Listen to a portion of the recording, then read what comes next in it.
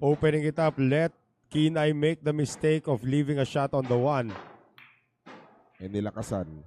Tatago yan sa likod ng, well, dapat sa likod ng 4. Naging sa likod ng 3. That was, actually, sa likod ng 6 dapat, but that was a fortunate roll for Kinay. He's gonna go on that short trail. Naku, foul. Oh! Missed that one. And that 1-9 combination showed up.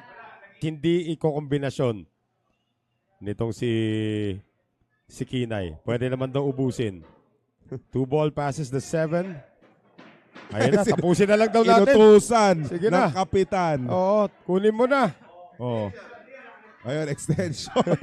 Ayaw sana ni Kinay. Gusto naman niya i-run out. But let's Oh. see. 1-9 for the worst loss of Manila. And the streak is over. Sumusunod si Dimples. Yun na nga eh.